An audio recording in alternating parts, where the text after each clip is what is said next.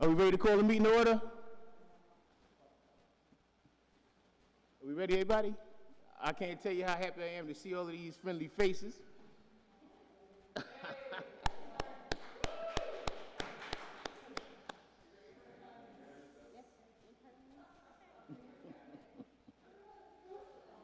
Good brother Randall.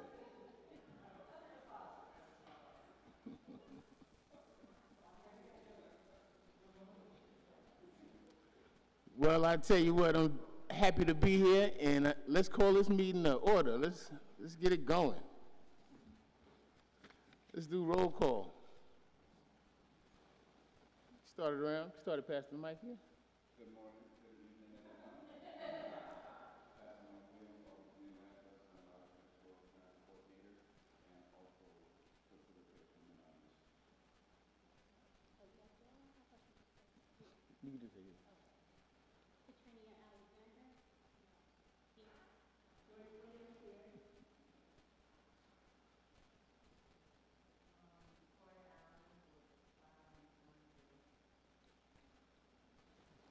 Andrea Nicolai here. Melody Harkness here. Randall Thomas here. That was loud. Dr. Cam Hughes here. Diana Marino here. There are cookies at the front. Katrina Alexander here, testing, 1, 2, 3. It's that middle button, that little middle button. No, because your mic wasn't on. Oh, yes, it was. Joyce Williams here. Good. Okay. Well, I tell you what, I'm so happy to have y'all here because you know we got serious agenda. You know what I mean, to get things done. I got a young person here, young man that I know very well, young man that's made great strides and you know doing things for himself in his life. I can tell you a little bit about some of the things he's went through, and hopefully his voice will add to our conversation. Nice. Come on now, Caden, take a seat, brother. Thank you for coming. Yeah, take a seat where the green light is. It's the cool seat, not the cool seat, not the hot seat. It's the cool seat, not the hot seat. Why am I in the middle?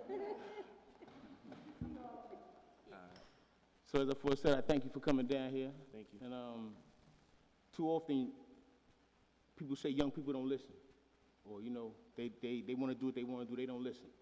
Well, I'd love for us to listen to you today. Cool.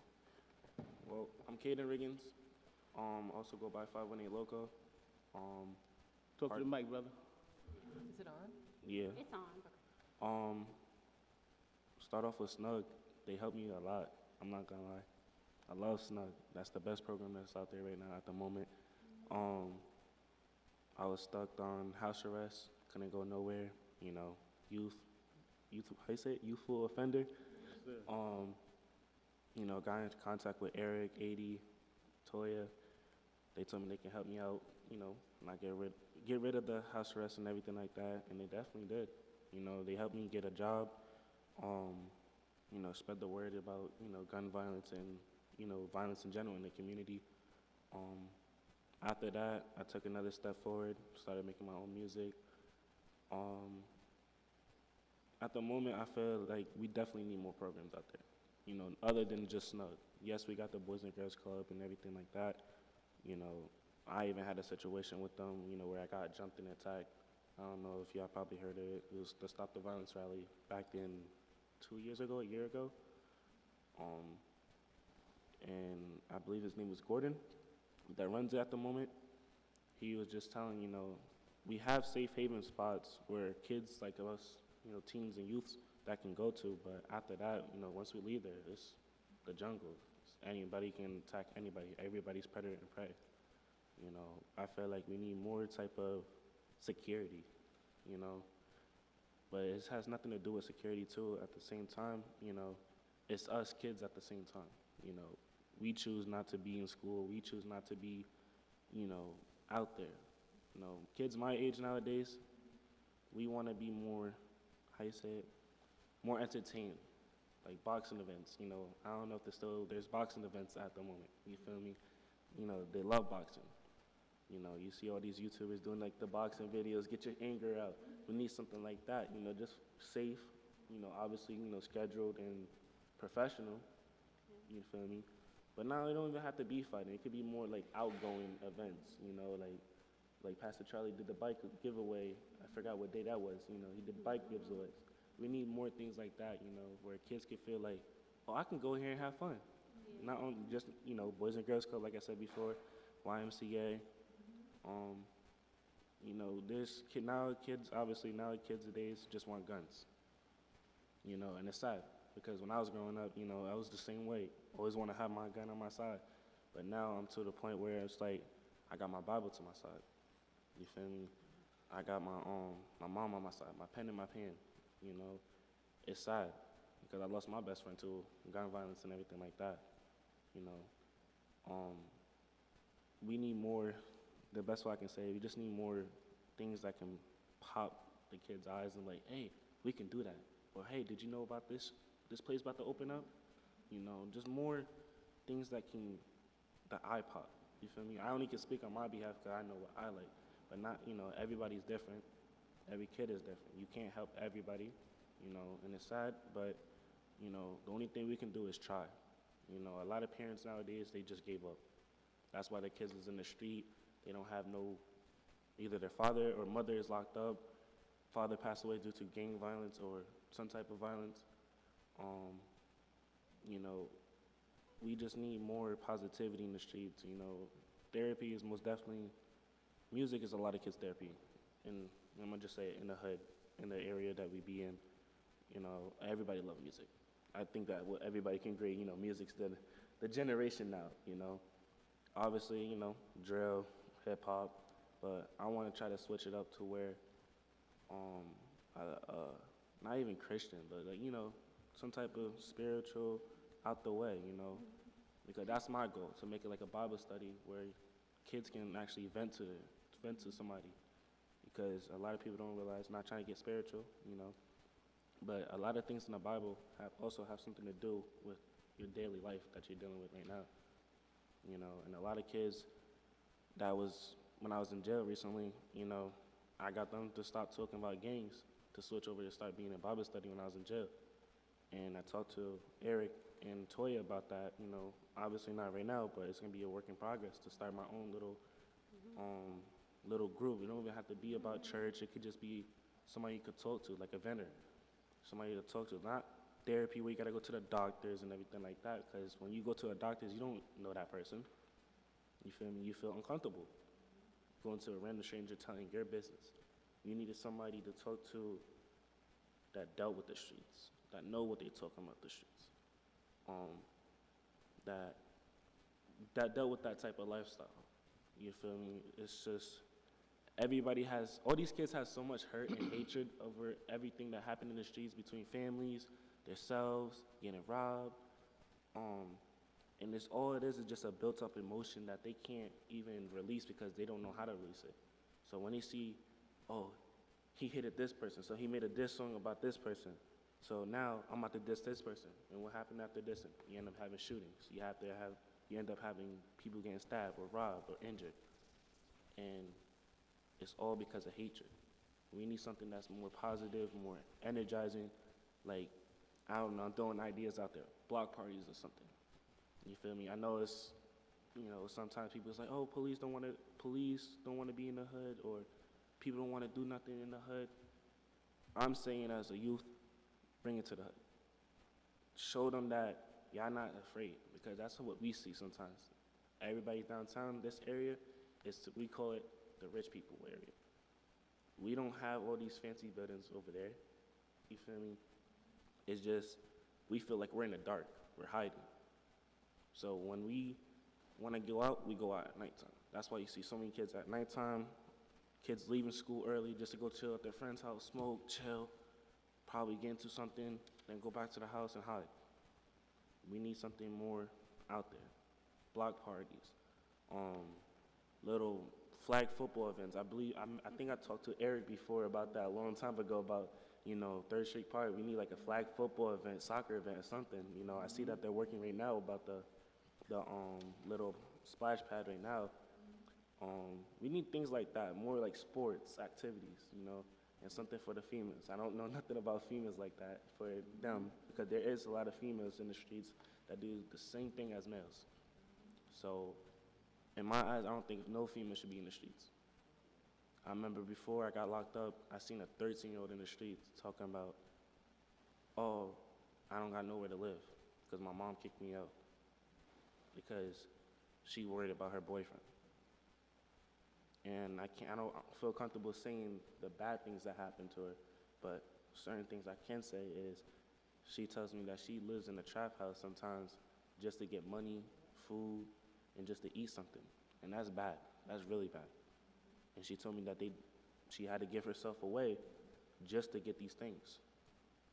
You know, me having my sister in her situation, my sister's, 17 right now?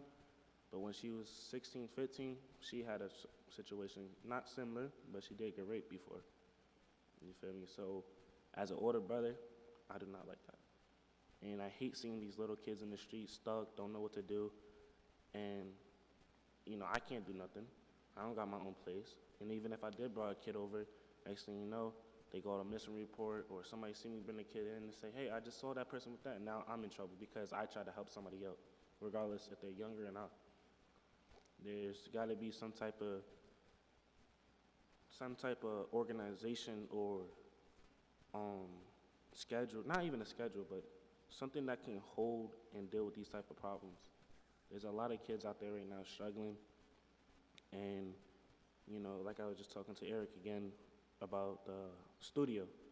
We need to at least try to get a studio out there for, like, where kids can use only, you know, not adults too, but mainly for the youth.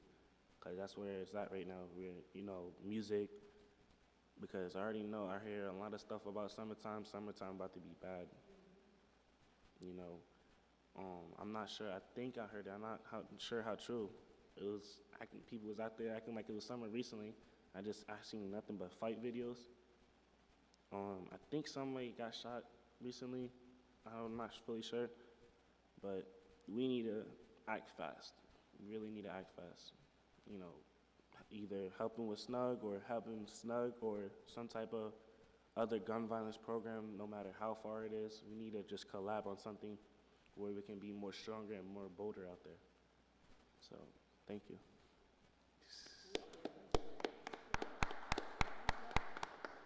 I have a question for him. I have a question for you. Is that okay? Mm-hmm. So, how many guys, how many girls, how many young adults are out there that thinks like you? I mean, to be honest, it's hard to see kids like my age. I'm only 18, about to be 19. Okay, you know, but how many people talking your language right now want better? Not and a lot. don't Not a want? lot. If we can grab those three, those two, those five, and bring them together and sit down with them, we can build from that.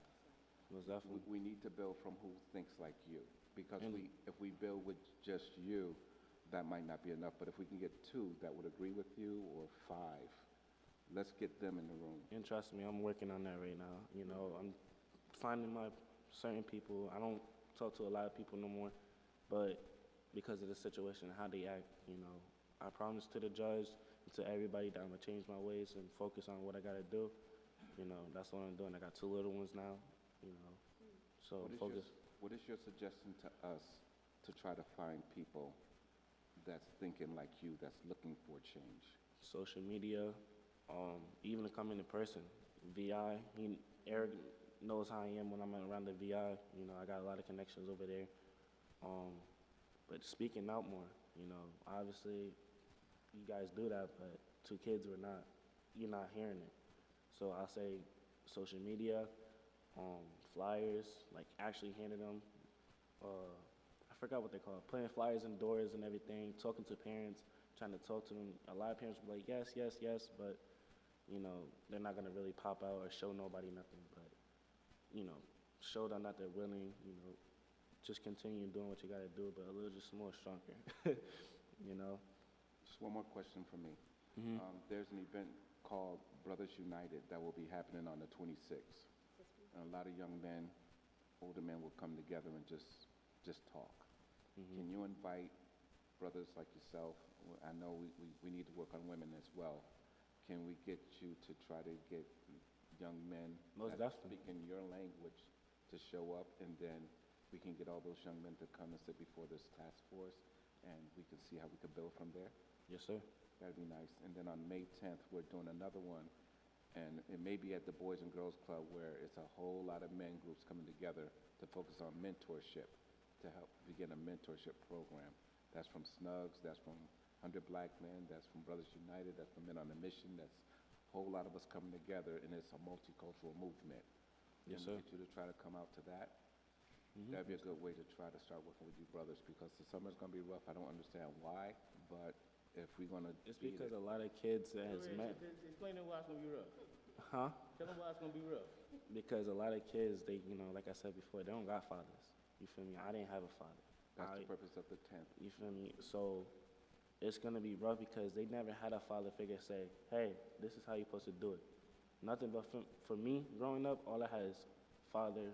I did have father figures, between from foster dads, mom's ex-boyfriends to random dudes in the street, uncles. You know, obviously they was teaching me good things. Some was teaching me bad, but it's my choice as a human being to choose to continue and take what they tell me and use it for good. You know, I took the things that they said that was negative and turned it into something positive. Very good. You feel me? My uncle's like, yo, we just did this to this person. Go diss him. You feel me? I switched that into making my own music. It's not no crazy, not no really good. It's an at-home project, you know, but I'm trying.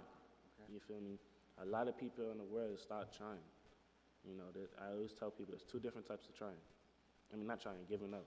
There's giving up where you fully complete give up, put your hands in the air, now you're living in your mom's basement.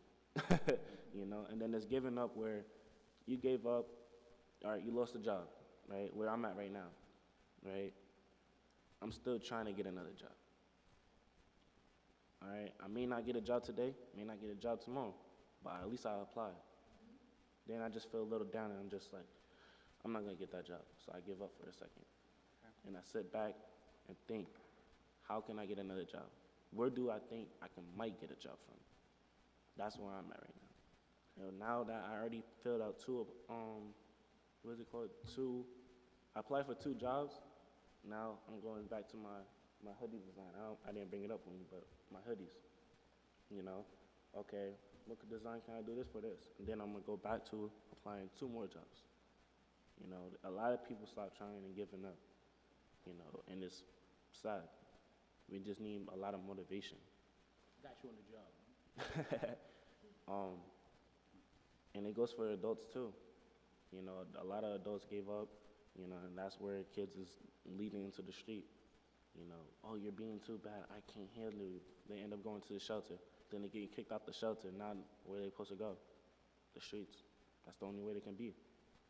And then you don't even have to be in the gang or be around somebody in the gang. I can walk up to one of y'all if I was in the mood, rob you. You know, maybe you might have a self-defense weapon on you, and I got mine, and I might end up getting mad because you're not letting me rob you, and then, boom, you died. And guess what? Now one of your families might be in the gang, or not even in the gang, want retaliation because you did that to my father, or you did that to my son, or my uncle, or my daughter. You know, a lot of the problems now is a lot of retaliation at the moment, and I feel like it's gonna end eventually. When? Nobody knows. But it's up to us to try to fight back retaliation and try to push it away, you know? Very good. Thank you. What was the breaking point that made you want to change your path and try to go on a different path? I'm not gonna lie, I've been in jail twice, Baby County and Albany County Jail. One, when I first was Baby County, I took it as, oh, I'm good, you know, being the big macho, you know, whooping people up in jail. And then, you know, I came home, Snug helped me out. You know, I was listening to what they saying, but eventually one ear out the other. You know, the second time I got locked up was to the point where, you know, I made a promise before I got to jail, or when I was in Baby County, I'm never coming to the big boy jail, never. As soon as that happened, I just lied to myself, you know, and I was always close with God, you know, but I started pushing away, you know. He showed me a lot of things that was in front of me. I'm like, yeah, all right, that's not ever gonna happen, or I ain't gonna go on that path. But once I started going back to that path, I started seeing that, you know, my mom, she told me she had a mini heart attack, and she didn't even know, you know. And I was closer with God at the moment. I'm like, yo, God, that could have been a real heart attack. You know, that could have took my mom out. Thank you for not letting that happen. You know, it's when I got into jail where certain little situations that was supposed to be really big, but, you know, I got a closer bond with God, and I actually started doing the right thing. You know, it don't even really have to do nothing with God, but I actually started being on the right path. You know, it could be either, I'm gonna make it something funny. You dropped a penny, right, and it fell in the sewer. But then somebody jumped in that sewer and just took it out for you and said, here you go, sir, and then just walk away without saying nothing. You get what I'm saying? So it was a lot about the little situations that happened in life that I thought about in the past that actually came back into my future and switched. You know, like me thinking when I was with my foster family, when I get adopted, about being abused and everything. I'm never coming back with my mom. Never gonna live with her. That's what the court, that's what everybody in family court was saying, you know. Next thing you know, look at me now, living with my mom, not only my mom, but my brother and my sister, you know. And they was talking about I was gonna get split apart from my other two siblings, which means the world to me. Yes, we argue, yes, we fight, but they mean the world to me. Family is the number one goal that switched my whole mentality, you know. And a lot of kids nowadays, like I said before when I was in jail, bro, when I come home, I'm not in no gang no more. You know what I'm doing? I'm gonna focus on my music, focus on my hoodie brand, do what I gotta do. Bro said the same thing, but he started acting like in jail, it's one side and the other side. You can't really tilt to the other side, but you're on the same level. And all you heard is fights, the bell going off, the bell going off. Told him, I said, what's going on? Oh, he acting like this, bro, so, you know, we had to beat him up. What did we talk about? Is this how you want to live your life? Because you telling me you want to go home, but you acting the same way. You might be facing 5 years. I was supposed to be facing 5 to 10. But I only got a slap on the wrist, thankfully. I had to do a year, but still, I got a slap on the wrist. You know, I had a situation in Troy, showing gun, pointing at the dude's head. That could have been an attempted murder right there. I didn't get that. I got 6 months of ACOD, and now I'm home. That case got terminated. Albany, gun case, breaking and entering. And at my uncle's house, terminated. You feel me? A lot of situations in life for me where I was just looking at it and saying, that's a joke, turned into actually being reality, and it hits me. You feel me? Hearing my mom struggle, because I'm the one that makes sure everybody got money in the house, make sure my brother got a job. Sister, not so much, you know how girls are. But, you know, it's just me, I'm a family person. So hearing my mom saying, I don't know if I'm gonna be able to make a phone call to my papas, I love you, it hurts me. Her saying I might not be able to put money on your come say hurts me. I don't know if I'm gonna be able to pay for the rental. It definitely hurt me. You feel me? So hearing my family struggle in the outside world where I'm usually helping them, and now that me being locked up, I can't help them for nothing, hurts. You know, a lot of kids nowadays think being in jail is, oh, yeah, we in jail. Yeah, I was thinking the same way when I first went to Baby County and Big County. But after a while, it's just like, what am I doing here? You have to sit back. Unlike a lot of people, and unlike other people that don't sit back and think about what they can do better in life when they do come out, they just let it happen. And that's back to the part where I was saying there's 2 different types of give up. Those are the people that still gave up and continue on giving up. So. Thank you. Yes.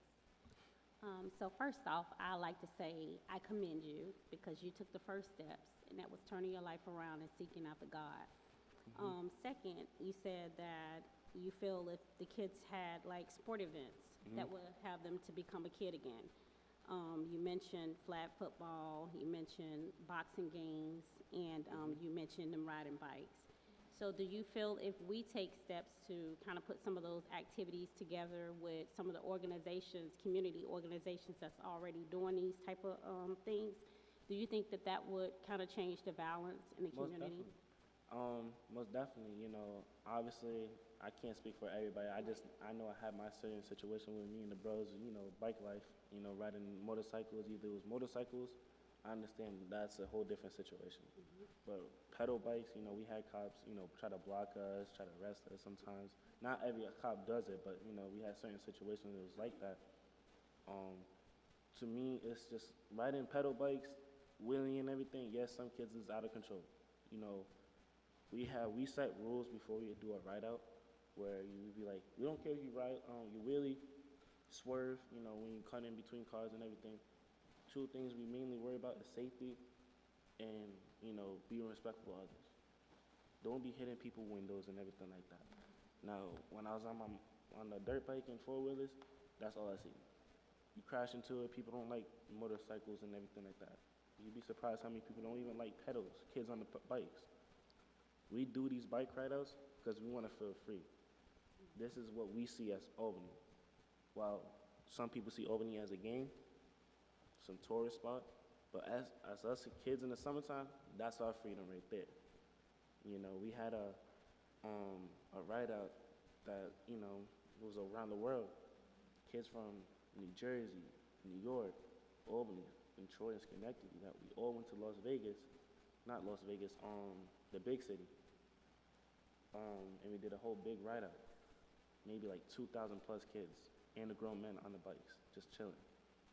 You know, so that's our way of expressing ourselves and having fun. You know, it don't have to, like I said, it don't have to be sports. You know, a lot of kids want to learn how to wheelie nowadays. You know, a lot of kids want to learn how to fight.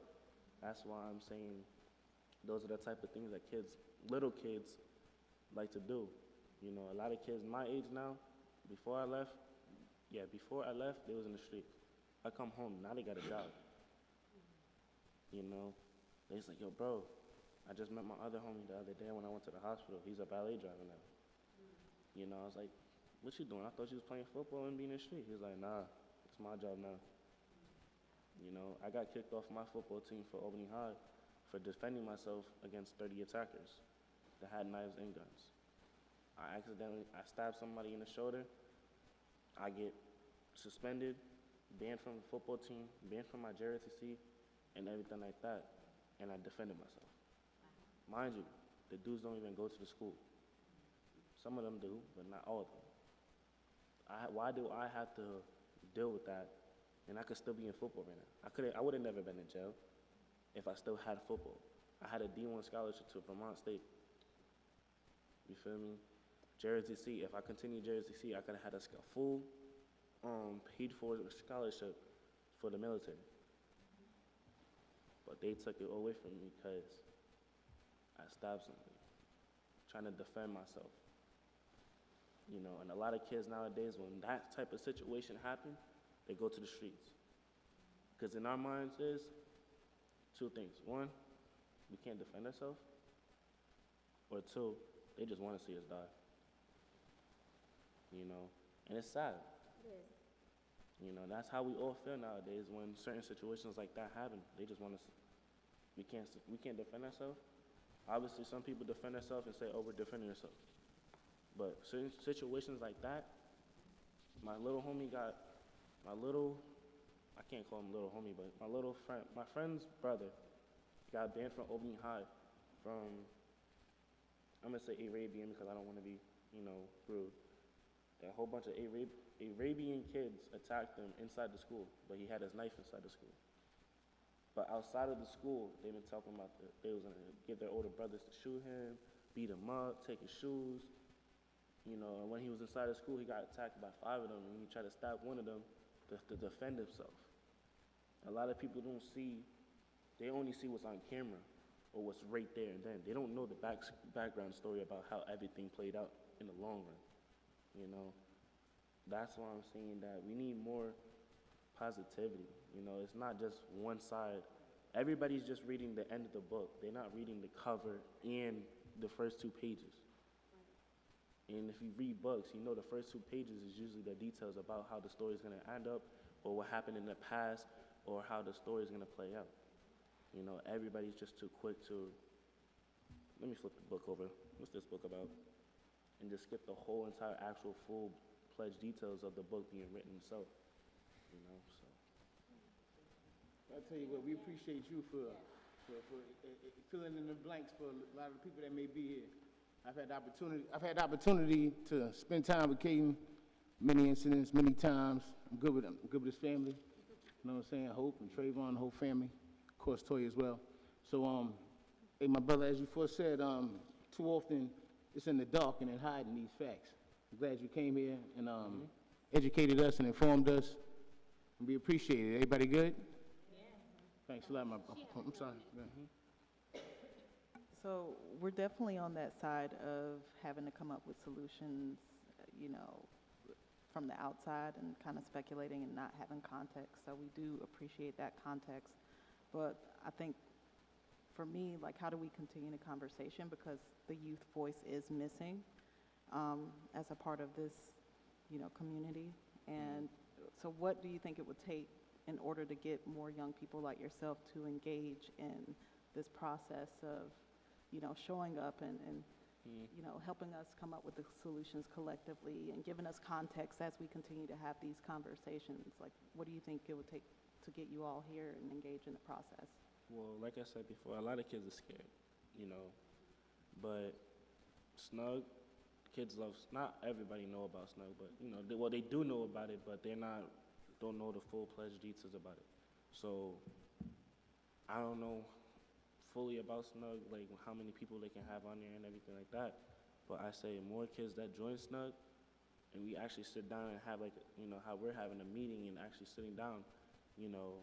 I remember Eric, Toya, and, you know, the rest of 518 Snug, we used to sit down at a big round table. We used to talk about, you know, your own body health, you know, how to get a job, you know, things like that.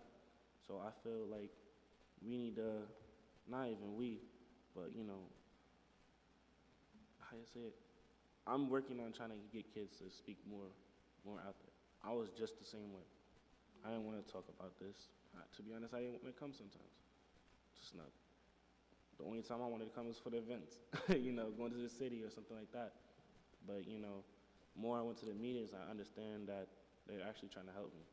They're trying their best. They're so small. They only got a certain amount of locations, you know, and there's so many people that they have that they can actually spread out and talk to everybody. The one thing I would say is, you know, even, I don't know if Albany Police is on board with this too, but a lot of kids are scared of police officers. They got so much hatred for them. You know, I remember when I was in jail, I said, I want to be a trooper. Oh, you want to be a trooper? So you working with the feds, you police now, this and that? I'm going to put it like this. Yes, I'm a hood dude, but at the same time, I have family that was in the military, state troopers, PD, so I don't really care. To me, it's just a job. You feel me? They got families too. There was people that was police officers that was in the game before, but they just stopped doing that type of life, and now they're trying to switch their life over. You feel me? So I feel like, you know, just throwing it out there for y'all, don't be afraid to communicate with people. You feel me? I know a lot of people have hatred too, y'all. I used to have the hatred too. But from the bottom of my heart, I thank y'all, and I help, you know, and I'm happy that y'all here. You feel me? Because at the end of the day, y'all not every officer is, you know, racist, you know, have hatred and everything.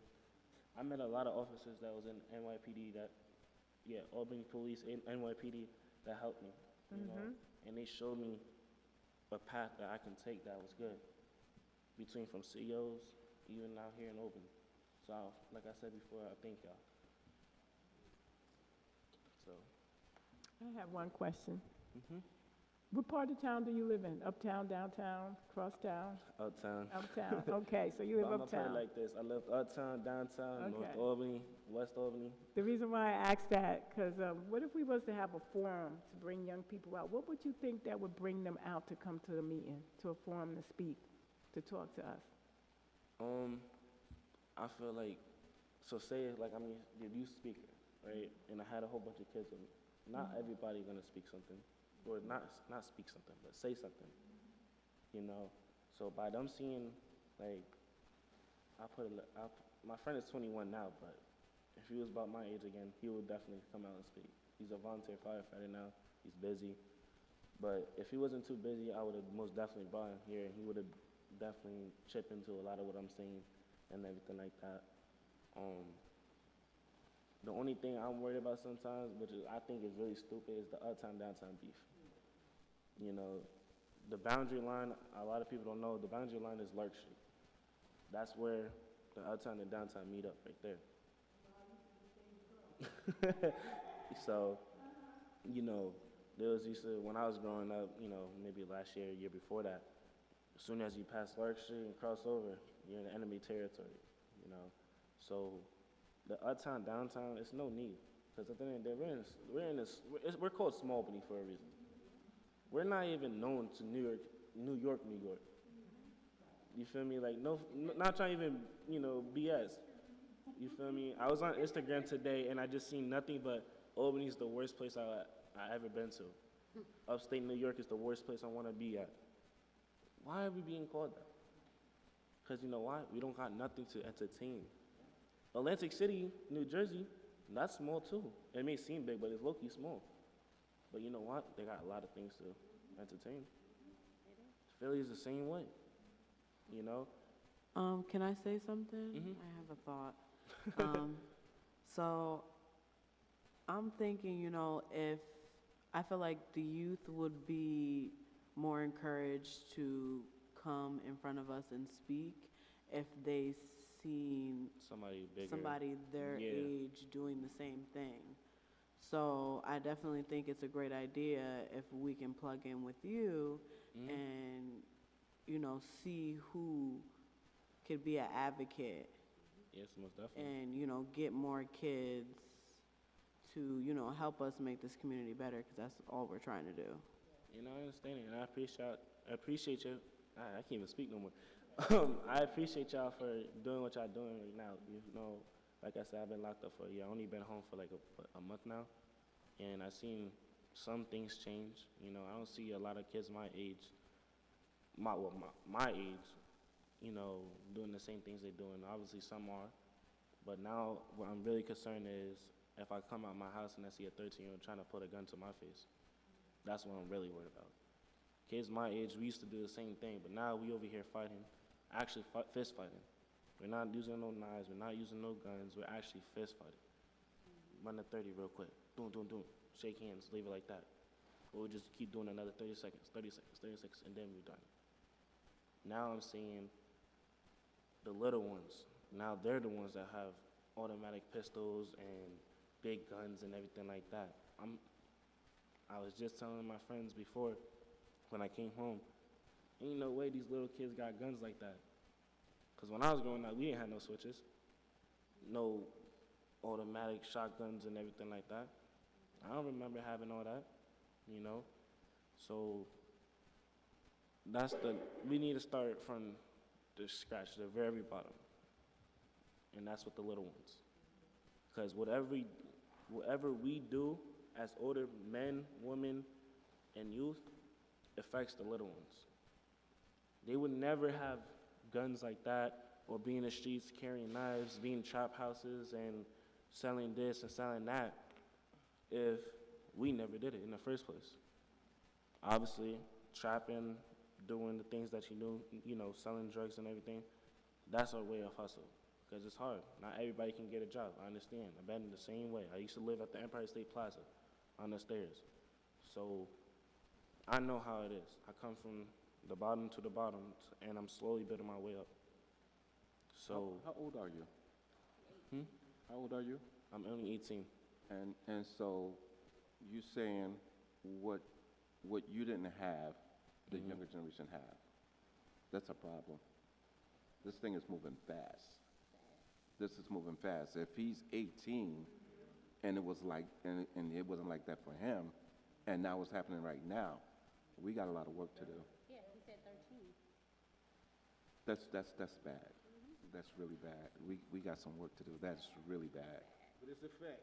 The average age of gang recruitment is 11 years old. So it's a fact. Not even 11, 10 years old. I seen kids around, 10, 9 years old having a pistol or, yo, you want this 30? 30? Who's you? Nah, I got weed on. I got that zombie. I had a question. Mm-hmm. What you said, a couple of things are hitting me, so I don't want to take the long way there, but it's all processing in my head. It really hit home what you said about being angry Mm-hmm. and not knowing what to do with that.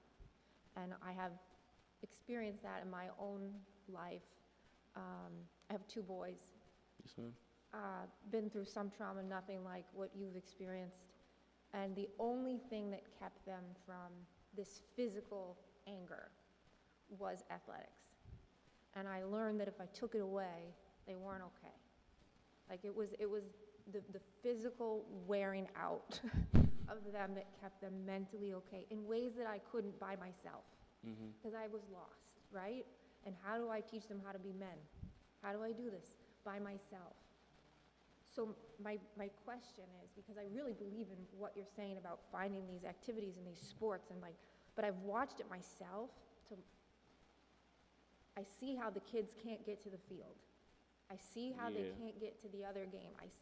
I've done gear swaps all over Albany, like to get the kids what they need. I can't even get my kids there sometimes. So to make these opportunities, how do we get these things to the kids or get them there? Because to me it's appalling, right? Like Yeah. you can't get. You How can't do do you bring it something to without them? bringing Because them there. I'm a big believer in this, and I think you're onto something there. Yeah, I was about to say transportation is definitely another thing Right? that we And need. volunteers. There's no, You know. so it's You know, transportation was definitely. You know, not every kid. it's awful, right? I think this is I think this is like really important about keeping people safe, and the turning point when you have, right, when you're making these decisions. And like I said, I mean, my experience with it was limited, but when I rage and a 10-year-old that doesn't know why they're so mad, right? And they're putting a hole in something, or they're going to beat somebody up, and there needs to be that physical outlet was a The one thing I lifesaver. can say is, you know, since they're young right now, try to sit down and talk to them. Obviously, they might not want to listen, but try your best to sit down and ask them, hey, what's going on? Oh, they in line now? All right. Because that's what I'm trying to work with my brother now. It's like that just resonated with me because it was terrifying. And I Yeah. had someone give me some really good advice, and I was really lucky. And but I think that's like a big part of the solutions part of the solutions that we have to come up with, is to keep people safe. And I just think that's a game changer, especially for young men.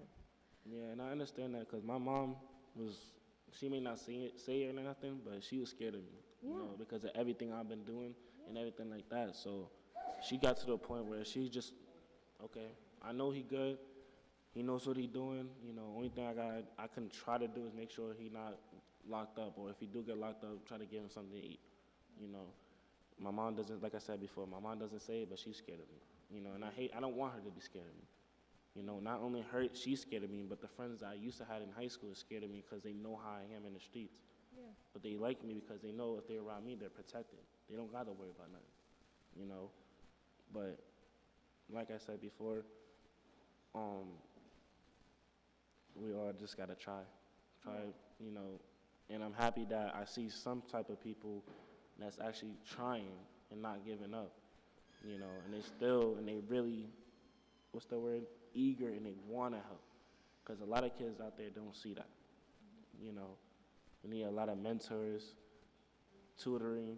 You know, that's another thing I forgot to talk about, tutoring. You know, I remember before I came home, I was on a phone call with the little dudes. They was like, "Yo, bro, when you come out, we doing that? We in the free car?" I said, "Nah, you better take it." Excuse my language, but you know, I told her, I said, "You better take your ass home, but tell your mom you love her." Because at the end of the day, my mom having three kids, raising them by herself, and then, you know, dude after dude, you feel me? She did that, and I give props to my mom. I really do, because she been up the highest roller coaster there been, you know, and you know, when I came home, guess what? They in school, back living with their mom. You feel me? They still sell weed here and there. You feel me? But to me, I'd rather have them do weed here and there than being fully in the trap house and doing that 9 to 5 or that 24 hours. You feel me? So we gotta start from somewhere. You feel me? Because I literally like 2-3 weeks ago, ran into one of the little homies that I was on the phone with. And I said, "What you doing, little homie?" "Nah, I ain't about to get my ass in the house. It's dark as hell." You know? I never heard him say that before. Him or the other little dude. And mind you, the kid is 8 and 6. You know, big 6-year-olds, you know. Because you know why? Throughout their life, that little lifespan they got is really a long lifespan for them. There's a lot of kids out here that you wouldn't even know about something, and they can know how to fix your car because you know why? Break into cars, stealing cars, repairing cars. I'm not gonna lie, before I got locked up, my Mazda was broken down, and I was working on my car at my homie's house, and a 15-year-old came up to me. "Oh, I know what's wrong with it." One point, he said, "Turn the car on." Wouldn't come on. Dude told me what part I had to get, bought the part, put it in, my car was working. You feel me? Kids are mature, you feel me? But at the same time, whatever we do is a reflection on them. They're gonna say, you know, like, cursing, you know, you hear your parents tell you all the, "Don't curse around my kids, please," you know, I'm not trying to be rude or nothing, but please don't curse around my kids. You know, cursing, fighting, arguing, you know. I told my brother I'm gonna get locked up again. Because I deep down inside I thought I was gonna get locked up again. And what happened, what did happen. I told him, "Listen, if I ever get locked up again, make sure you care for mommy. Because at the end of the day, that's the only mom. Yeah, you may be the youngest child, but at the same time, you a man. If I'm not in the house, you're the second man of the house." And he most definitely stepped up to the plate. Between from the first time I get locked up and then have a conversation to him, to the second time of me having a conversation with him. My brother got a job, making roughly around maybe $115 every 2 weeks. He's only 16. How many kids out here making that type of money? You know, and he's working at a program job, not even a real job. You know, my brother, he's really passionate about music. We're trying to try to do music. You know, I'm waiting for my other homie that's currently locked up right now, which is also my producer. That's why I'm not making music right now. But he should be coming home in May.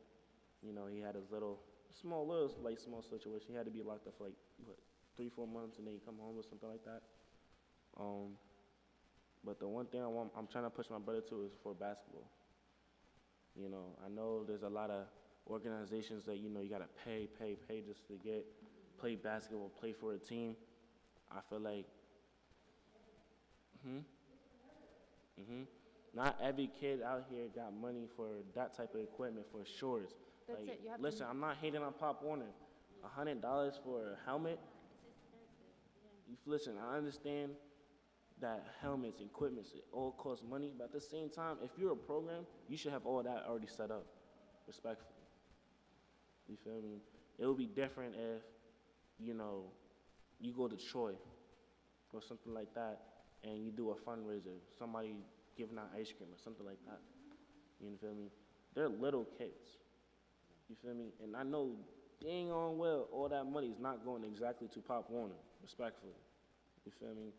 No, I think they just keep, to be honest, because I'm 1,000% with you, the bar keeps getting raised to participate and to be able to do the things that a kid needs to do to be successful and happy, and it's just getting harder and harder. It's not getting easier. And, and I'm not gonna lie. I think this is really key, and what you're saying, it's the bar just keeps getting raised, and it's wild to me because the involvement and the inclusion is like, it's the most important thing you could do for a child at that age who's trying to decide, should I do this or should I do this today, right? Like, do I want to go work out or do I want to go sit around and do something stupid? And I'm not gonna lie, I was just telling my little cousin the other day about something like that, you know. Not only it's hard, but you gotta realize taxes and everything like that. My little cousin was complaining about ice cream. I snapped at her so quick. I said, "Listen, you don't know how hard is it for mommy right now."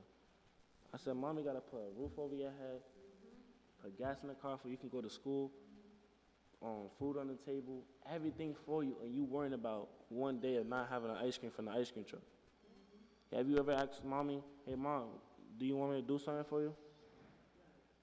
You feel me? I don't do it all the time, but here and there, I ask my mom, hey, what do you need? I try my best to do it every day. You feel me? A lot of kids nowadays, they so needy, want, but they never think about, I understand they're young, but at the same time, you gotta explain to them, hey, mommy going through something right now. Maybe next time. Because when you hear that, that's gonna help. Okay, my mom can't do this. Once you're like 15, 16, able to get a job, and your mom say, hey, I can't get groceries.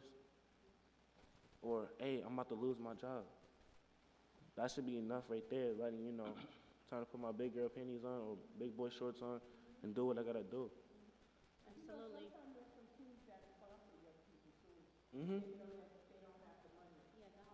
Yeah, and that's what I'm saying. We need more sponsors too. You know, it Yeah, Jamel would do it. like my. Yeah, he'll let him play. Mhm. Yeah, and let him get in. You know, so like me, like I said, I just came home. I'm focusing on trying to get my car, $2,000. You know, Ford Expedition right now at the moment. I think it's called.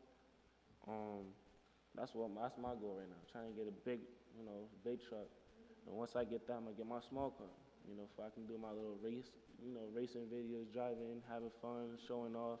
You know, and that truck is gonna mean a lot of things, not only for my hoodies and everything. You know, but when we do have them bike ride-outs or we do go to the park and have fun, make a big group for something for kids. Hey, I remember I think it was in Dallas. There's a dude that drives around, I think they call him Pastor Mike. And every time they... You passed the mic. Pass the mic, I understand. Every time he he's also, I think, a sheriff at the same time. And every time they see him, he always gives them snacks. You know? So every time he goes around the area, the kids be like, hey, can I get a snack? And they run up to his car.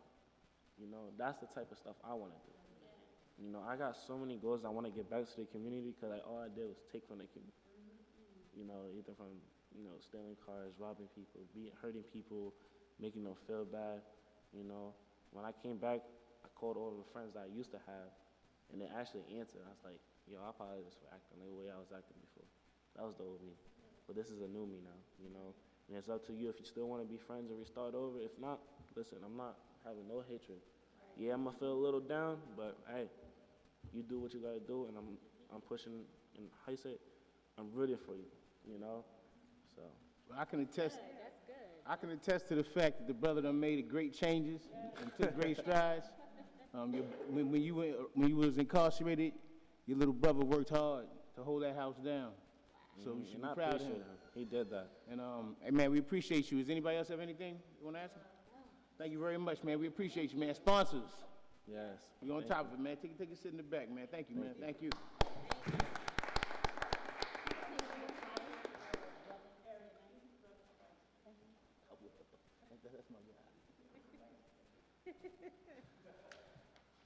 Okay, good people. I hope that informed us and gave us a little bit to think about, or a lot to think about. Can we move into the reports of the working groups? Which is basically, just let us know where you feel like where y'all at, what y'all doing, Who would like to start?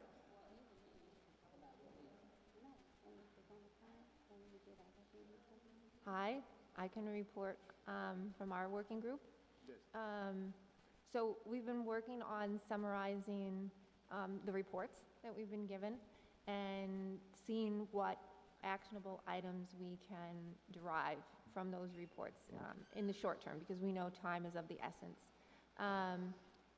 We did get some good information about county programs that were being funded. We still need the list of city programs so we can find the holes and compare, what's needed immediately, perhaps.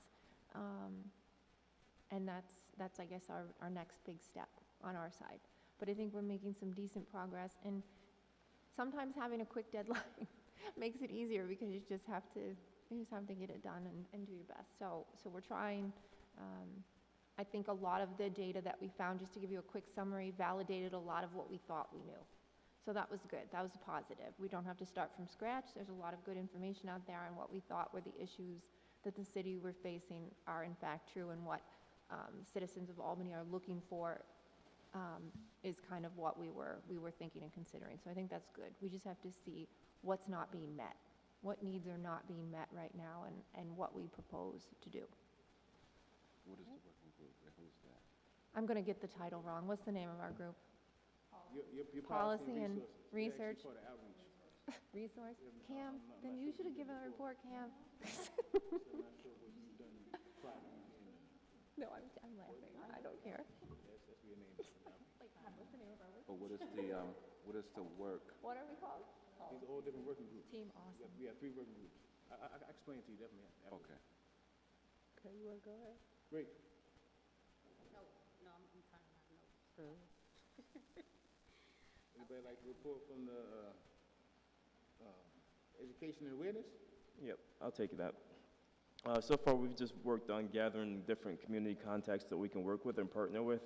We've done a pretty admirable job of getting at least 15 different groups that we can communicate with and work with, or even have different scenarios where we go to health fairs or community fairs and spread the word about the task force. So we've just been gathering data doing that. Great.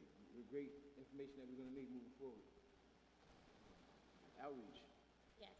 Okay, so we basically spoke about getting out there and getting the community organizations together, coming together and seeing how we can collaborate with the Violence Task Force. So it'll be organizations like my organization, Second Chance for Adults, also ACLT, Men on a Mission. So just collaborating, and when we have events, bringing the outreach in to let them know, let the community know that, hey, we're out here. What is it that you need? And kind of do like a survey and facilitate those needs to the community. Great. And the way I see it, everybody's feeding each other. The venues that y'all are putting together and exploring and opening up allows us to then go into these places, get this information on the ground. We also have information coming from surveys that policy already has, so they can start kind of moving. As you said, a lot of the questions we have, we pretty much know the answers to, but yet and still to give the community a voice, to let them know that their voices are valued. Exactly. It's an instrumental part of this process, as well as it's in the bylaws. So I think we all are feeding each other and moving forward to these next weeks. We should be able to get some things done, but by the time we convene in this same space, we should be looking at the home stretch. Well, the other thing we had talked about was, you know, like finding different venues like the South End, Arbor Hill, West Hill, where we can go in and like ask one of the churches to open the door and have a forum and have the community come in, and they can tell us what they need. How can we help the community? And so I guess my thing is, when can we start doing that and getting some dates on the calendar so we can start?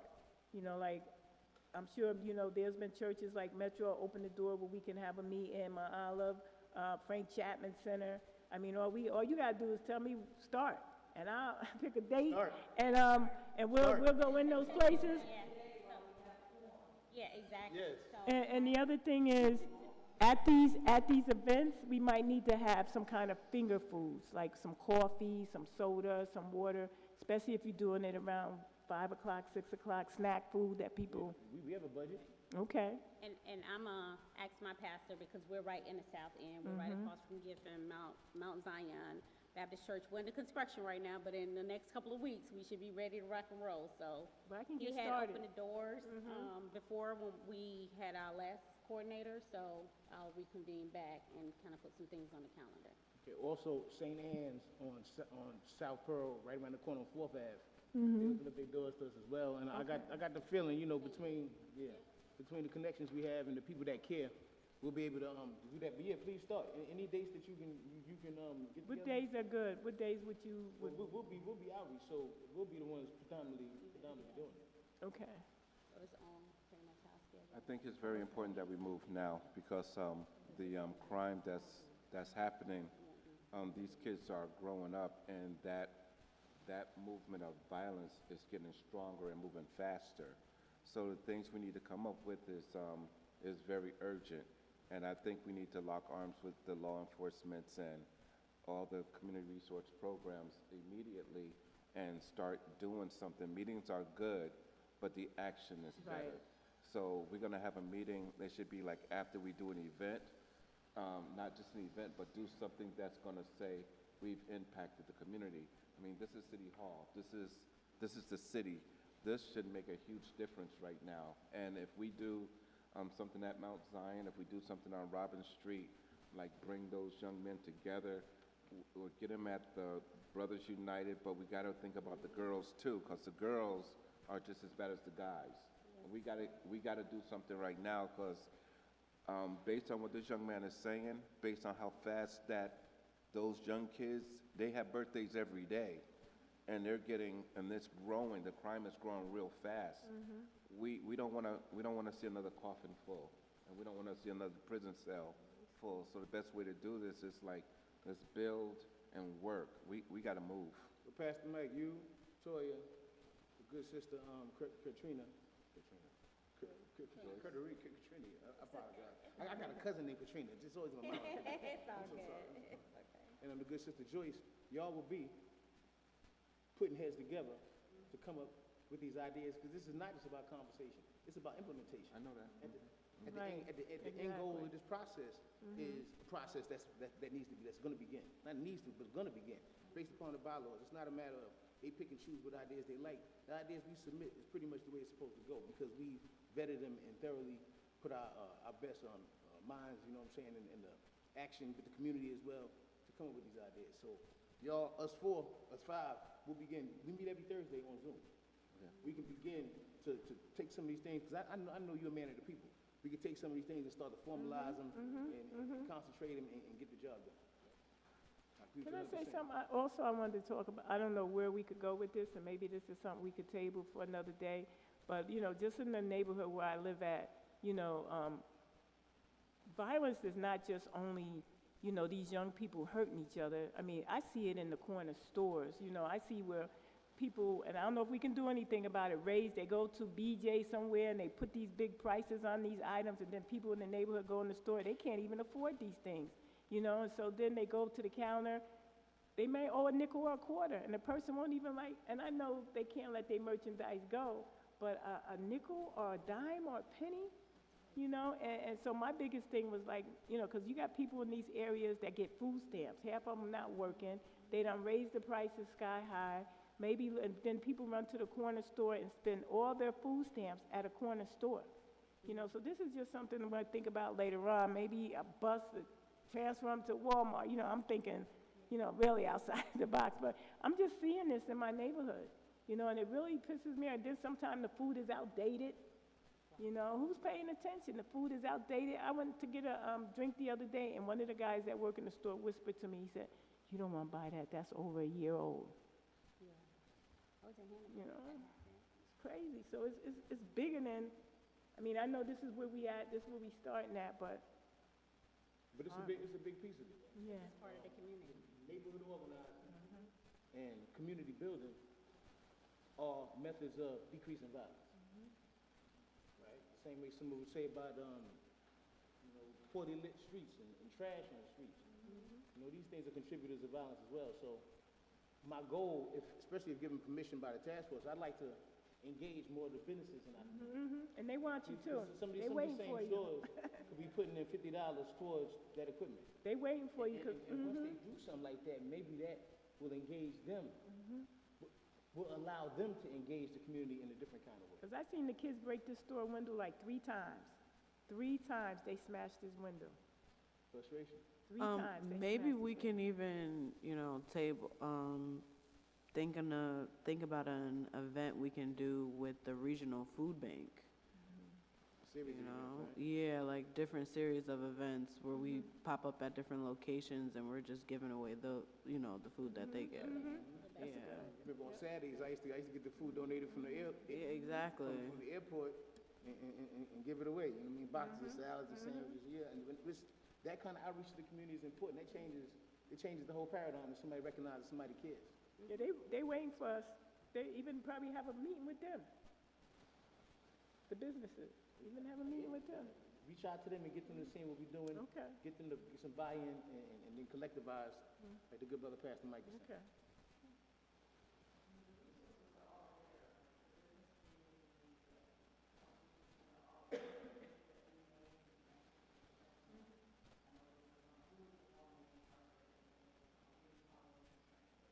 Yes, yes. I would love if we could have Trent here on Zoom to conversate with us, actually.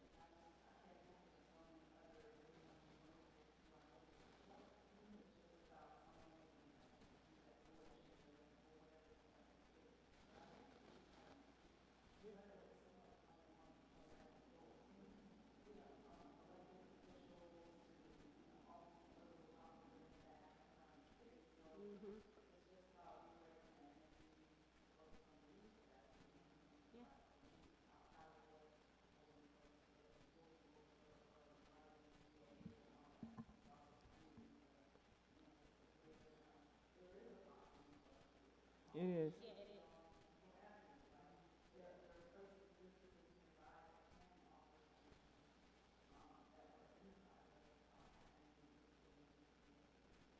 But you know, that young man talked about things that Albany used to be thriving on stuff for youth. I remember the Arby Hill Community Center. You could go there before the city took it over. You could go there like after school, they would have a certain age up to 7 o'clock, and then probably from 7 to 9, they would have the older kids there. They had swimming, they had pool tables, they had dancing, they could go there. You know, even St. Joseph, they took all that away, but he said, I mean, yeah, the Boys and Girl Club have some activities, but that's not for everybody. That's not for everybody. So when I heard him talking, even the Arbor Hill softball field, right? There was a time Arbor Hill softball field used to thrive. If you was looking for anybody, you go to the Arbor Hill softball field, and that's where they are. All that stuff is gone. I mean, I know there's some people trying to get the softball field to continue to go, but it's not like it used to be. I think, you know, some of the old stuff that we used to have could be brought back because it worked. It worked. I think we need to draw attention to the things that are being let go, right? Because if there's enough money in this city and everybody wants to revitalize the riverfront into something ridiculous, why are my kids finding a hypodermic needle in the dugout at the ball field? Why am I bringing down my own equipment that right? I got to bring a lawnmower down to mow the lawn so kids can play baseball. Like, and I have the means to do that, but a lot of people don't. Like, I can't get my kid, I live in Albany, I have a car, I have the means. I can't get my kids to Central Avenue for X, Y, Z. Like, there has to be accessible things for these kids and a way to get there, and we're not taking care. When you look around this city at the things for kids to do, it is shameful. It is. Like, that really resonated with me because I can get my kids to stuff, but not nearly enough. And the rest of the time, I got to keep them, right, like on lockdown. And this is what you do and this is what you don't do. Yeah, I'm about right now. But it's wild to me how this is all just abandoned. And I got to tell you, every time we had opening day of Little League or we go down to Crank Park and these city officials would show up, I wanted to lose my ever-loving mind. Like, why are you here? Why are you here? Go away. You know, show up to do the hard work. There are not enough coaches. Nothing's taken care of. Like, there's crap everywhere, and you want these kids to come down, and who's taking them to practice, and they're supposed to be out here at night? That's hilarious. Like, it's just crazy, and they're not taking care of the basics, and I really think we should draw attention to all the areas that money's being misspent as well, and I don't mean to get off task with that, but I think we're never going to fix anything if it's just the disparity is so huge. Yeah, unfortunately, it's a lot of contributors to that disparity, racism being one of them. Can we move on to unfinished business? Nah. We love you, Diane. We love you, Diane. We appreciate you so much. Unfinished business. Can we revise the bylaws? I only have two things that I would like to mention. Am I going about this procedure right, Melody? Okay. Yeah, but does everybody have the most recent version of the bylaws?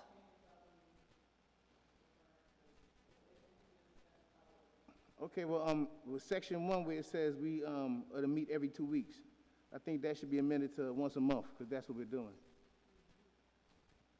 Yes, motion to approve that change in the bylaws. Yes, testing 1, 2, 3. Once a month. And lastly, we currently have 10 members on the team, but it says 15 voting members. So I That's move. actually been changed. It's not 15 anymore. Shaniqua would, I think it's 13 now. So I believe. Maybe I got some old paperwork. I believe, yeah, that's why I said that this is part of what had to be changed, though. So Common Council voted, now it's 13 members, which allows us to be in quorum when we have 7 people, right? Or 8, which is where we're at right now, right? Yeah, so if it were, Plus 1 year. either way, but it's 13 now, not 15. Okay, so then I guess we don't gotta touch that part. So the only thing that I had was the fact of, oh, and also, we also, okay, no, we'll get to the chair after this. Yeah, so that was the only thing with the bylaws that I had. Right, so Anybody- we needed to change our bylaws to reflect what the Common Council had put into place. So that's another one that's going to need a motion and approval. I'll motion, sure. Second. Everybody cool with that? Revised bylaws Cool. approved. Common Council needs to approve. Approve. I approve.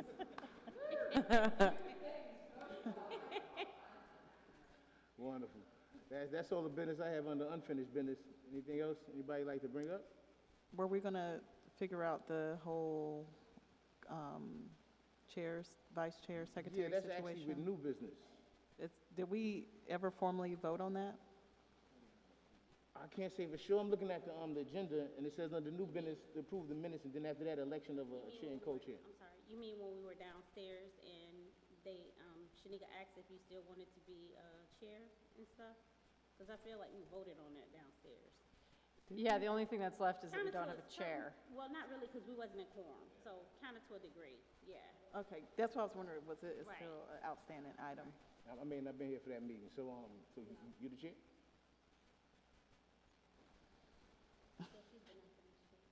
Cool. So who would like to be vice president? Hold on, we got to do the meeting minutes first. Minutes first. We have to pass our minutes. Yeah, we kind of jumped the gun. I guess we getting excited. I know, Approval of minutes. but this is the first time we've been able to approve minutes Yeah. in 4 meetings. So We can got we a lot do of- that we got real a lot of quick? decisions to That make. deserves a round of applause. All right, approval of minutes from December 10th, 2024. Motion to approve the minutes. Second. Do we have to go through them all individually, or is that collective? Motion for Any February. abstentions or objections? Everybody say aye. No? All right. Motion approved. Okay, so that's for December 10th, 2024, February 18th, 2025, and March 18th, 2025. Elect.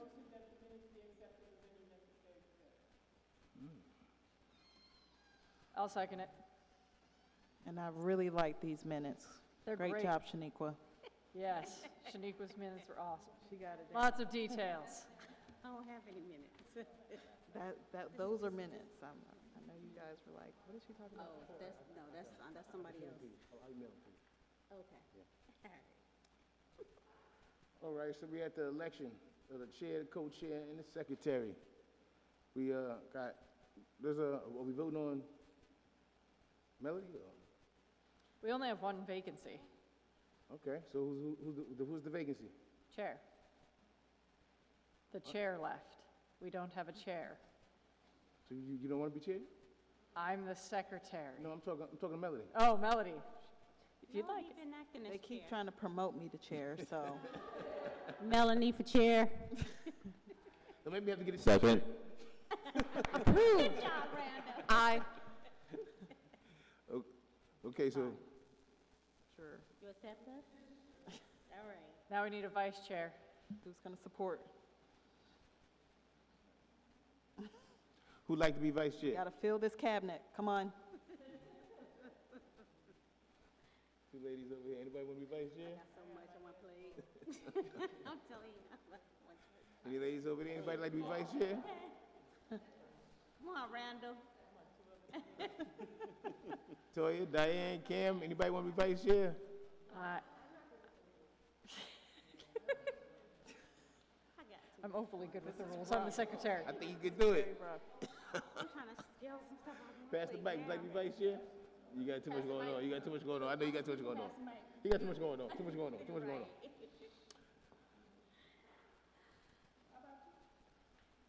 Hands are full right now. I believe in you. The whole group would act as the co-chair. The whole group will help Melanie out. Until we get one. The next person who joins the task force is the vice chair. Don't tell them though. Well, I mean, I guess we could leave that piece of business unfinished. Is that the way that works? Yeah. Unfinished Okay. business.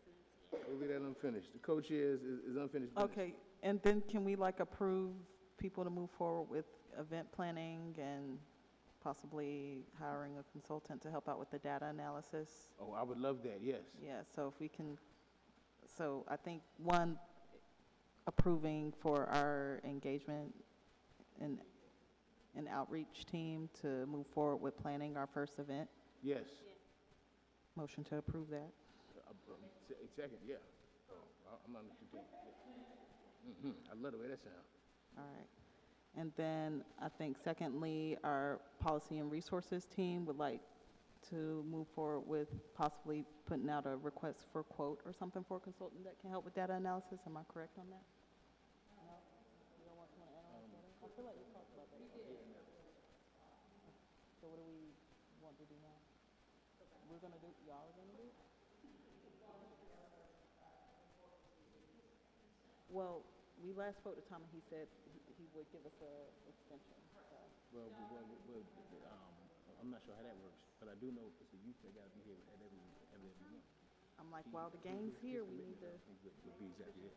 But that's my guy. I ain't finding him in the street. I take care of his family.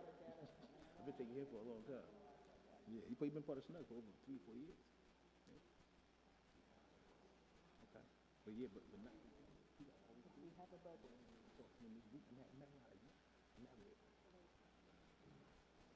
I'm going through it.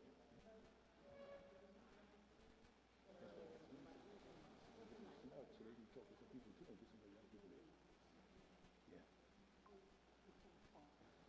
Because I'm taking Okay. Yeah, once again. the ward report, the community report that there's a number of things that have been separated that are associated with. Hey, you on the task force? I don't see why they couldn't be. All right. Yeah, you good? Okay. Are we? No, trying to be sure we stay in quorum. Go ahead. I'm sorry, are we still in quorum? I have to go? 1, 2, 3, All right. 4, 5, 7. We got still 7 right here. Yes. I think that's it. Mike and Katrina go, then we're done. We're done. Wait, before they leave, Okay, motion to close the meeting. Meeting adjourned. Meeting adjourned. Thank y'all very much.